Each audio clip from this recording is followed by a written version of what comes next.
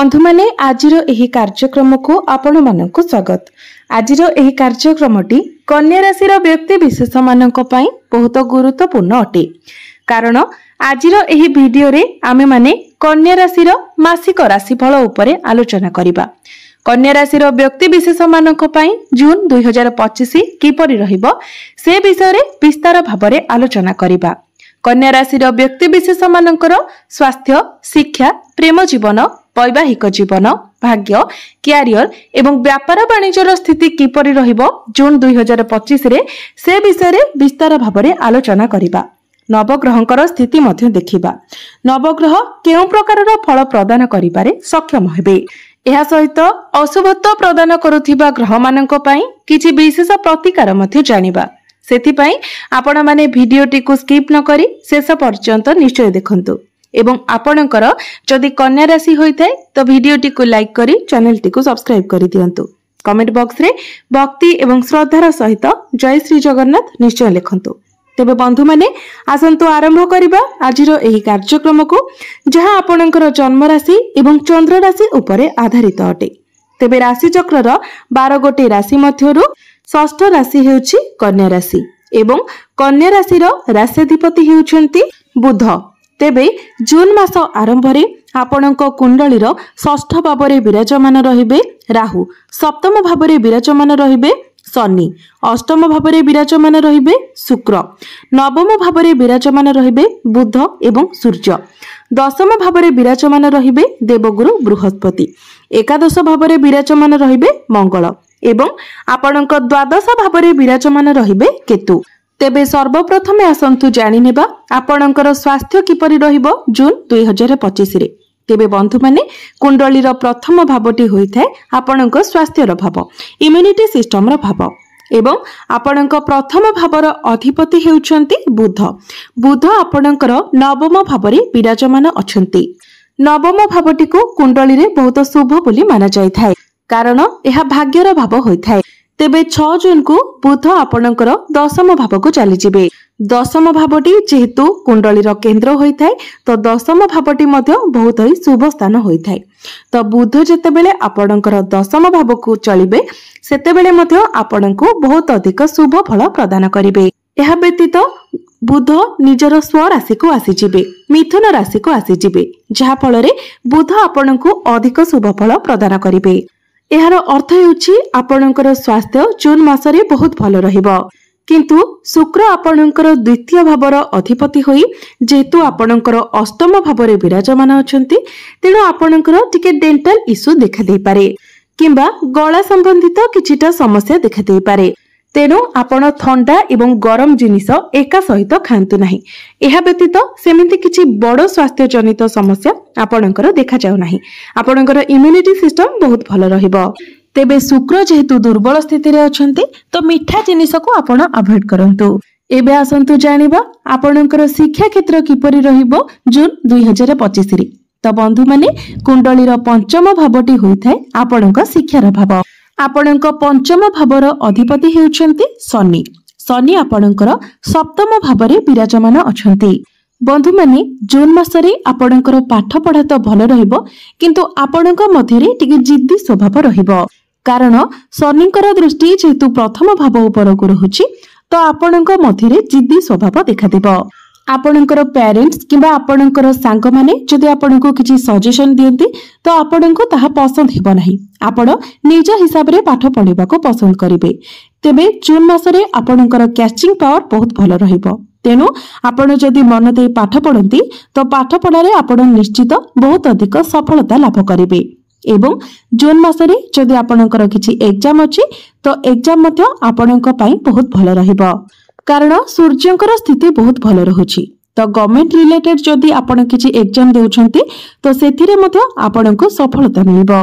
एबे आसंतु जानिबा आपणकर प्रेम जीवन किपरि रहिबो एही जून 2025 रे।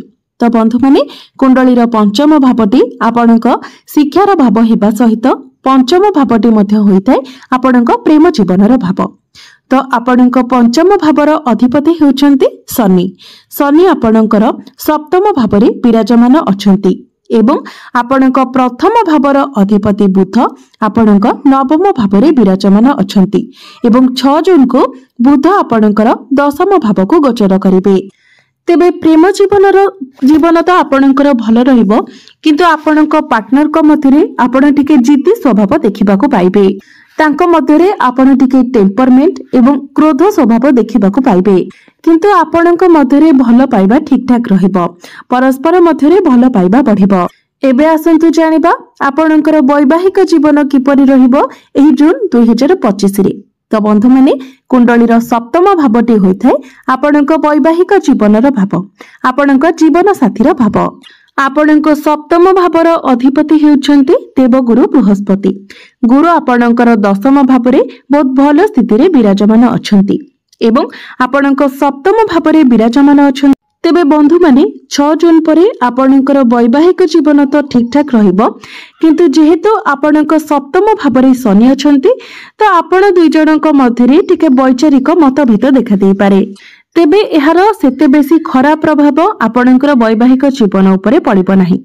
तेबे 6 जून परे बुध जेतेबेले आपणकर दशम भाव को चली आसीबे, बुध एवं गुरु एकत्र होई जिबे तो आपण दुई जण मिसी केवाडे बुलाबुली करबाको प्लानिंग करि पारंती। आपण दुई जण मिसी केवाडे बुलीबाको जाई पारंती। आपण दुई जण मिसी किछि प्लानिंग करि पारंती। आपणक दुई जनक मध्यरे संपर्क मजबूत हेबो। आपणकर संपर्क रे मधुरता आसीबो। आपणक जीवन साथींकर क्यारियर रे मध्य बेटरमेंट आसीबो जेउतिरे आपणकर सहयोगिता मध्य रहिबो। एबे आसंतु जानिबा सबुठारु महत्वपूर्ण विषय वस्तु आपणकर भाग्य, क्यारियर एवं व्यापार वाणिज्यर स्थिति किपरि रहिबो जून 2025 रे। तो बंधु माने कुंडलीर नवम भावटी होइथाय आपणक भाग्यर भाव। तेबे आपणक नवम भाव अर्थात भाग्य भावर अधिपति हेउचंती शुक्र किंतु शुक्र आपणकर अष्टम भावरे विराजमान अछंती। तेबे अष्टम भावटी को कुंडली रे भलो बोली माना जाय न थाए, यह त्रिक भाव होइथाय। तो शुक्रंकर स्थिति जून मासरे भलो रहु नाही। शुक्र आपणक कुंडली रे जून मासरे दुर्बल स्थिति रे रहुछंती। तेणु विशेष करी 15-16 जून पूर्व आपण कोनसी क्षेत्र रे इन्वेस्ट करबा ठारू दूरे रहंतु। Trading, share market, stock market ए सब ठारू आपण दूरे रहंतु, नचेत ए सब रे आपणकर बहुत बड़ लॉस होई पारे। भाग्य सह संबंधित आपण कोनसी भी कार्य जदि करबाको चाहुचंती तो जून मासटी को आपण स्किप करि दियंतु कारण जुलाई मासरे शुक्र आपणकर नवम भावरे गोचर करिवे। तो जुलाई मासटी आपणक पई बहुत भलो रहिबो। तो 25-26 जून बेलू शुक्र आपणकर नवम भाव को चली आसीबे तो तापरे आपण जहा चाहिबे करि परिबे। एबे आसंतु जानिबा आपणकर क्यारियर, आपणकर कार्य क्षेत्र किपरि रहिबो एही जून 2025 रे। तो बंधु माने आपणक कुंडलीर दशम भावर अधिपति हेउचंती बुध। बुध आपणकर नवम भावरे विराजमान अछंती एवं 6 जून को बुध आपणकर दशम भाव को गोचर करिवे। तो क्यारियर को लेकी जून मासटी आपणक पई बहुत ही भलो रहिबो कारण बुध निजर स्वगृह रे प्रवेश करिवे एवं आपणकर दशम भावरे बुध पंच महापुरुष राजयोगर निर्माण करिवे। आपणकर कम्युनिकेशन स्किल्स बहुत भलो रहिबो। कार्य क्षेत्र रे आपणकर काम मध्य बहुत भलो रहिबो। आपणकर क्यारियर रे उन्नति हेबो।